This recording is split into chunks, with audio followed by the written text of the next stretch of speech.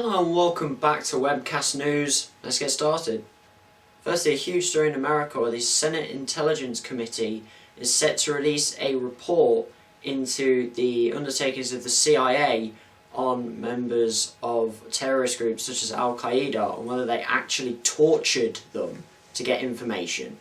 The methods were initially said as enhanced interrogation, but it actually turns out that most of them are actually classed as torture, such as waterboarding and humiliation. These new techniques came in after the 9/11 attacks by Al-Qaeda.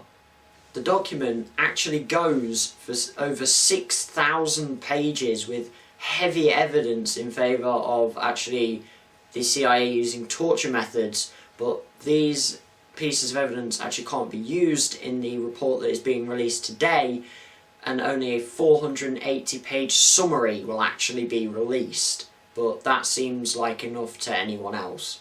There are three main questions that look like they're going to be answered by this 480-page summary, which are: did the CIA actually use more brutal interrogation techniques than they initially said they would?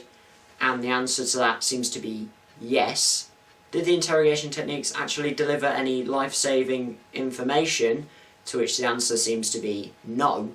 And were the CIA actually honest to the White House in their plans for interrogation? To which the answer again seems to be no.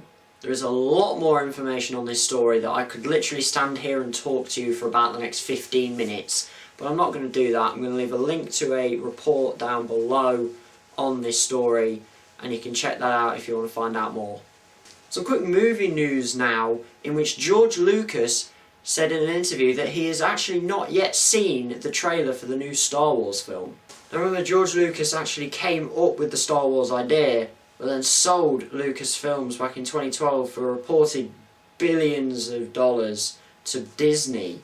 However, there is a bit of a happy story for George Lucas and J.J. Abrams to keep getting along together, after George Lucas did say that he does plan to see the film, which is to be released December 18th, 2015 if everything stays on schedule. But when asked if he cared about anything going on behind the scenes, the answer from George was, not really.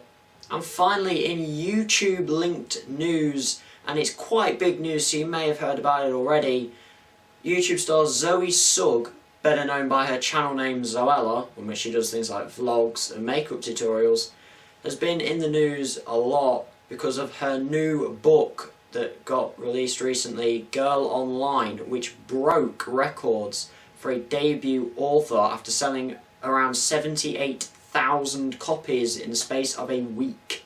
This story is back in the news because Zoe Sugg has announced that she's actually going to be taking time off the internet for a few days, as well as her boyfriend, fellow vlogger Alfie Dares, who's also taking some time off from vlogging.